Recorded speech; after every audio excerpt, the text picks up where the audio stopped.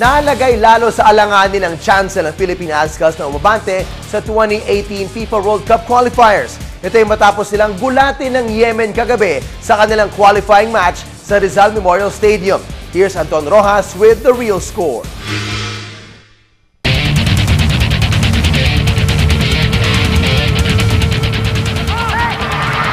Gulpi de gulat ang inabot ng Philippine Azkals sa kanilang FIFA World Cup qualifying match laban sa Yemen.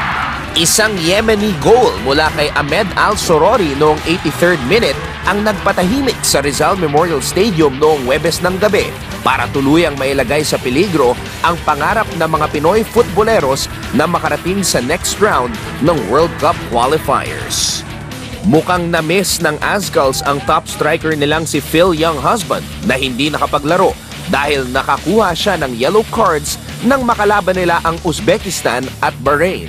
Nawala rin ang bakas ng mga Azkals na tumalo sa Yemen nung kanilang away game sa Qatar last June at tila natulala sa matinding depensa ng mga taga-Arabian Peninsula. Marami din namang mga muntik ng maging goal para sa mga Pinoy. Ngunit hindi sila na-convert ng tuluyan. Tulad ng gilas ni Patrick Reichelt at Javier Patiño noong 18th minute, ang header ni Martin Stoibel sa dulo ng first half at ang cross ni Kevin Ingreso noong 73rd. Nabuk pa sina Jerry Lucena at ang Yemeni na si Mudir Abdurabu Ali Al-Radei nang magsabong sa pitch noong 43rd minute. Masakit ang pagkatalo ng Nationals, lalo na at inaasahan na may papanalo nila ang lahat ng natitira nilang games sa second round. We didn't play the way we wanted. We stayed too deep. We didn't get a chance to. I mean, we didn't press.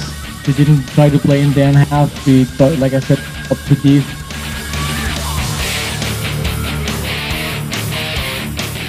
Uzbekistan at North Korea ang susunod na mga kalaban ng Azkals.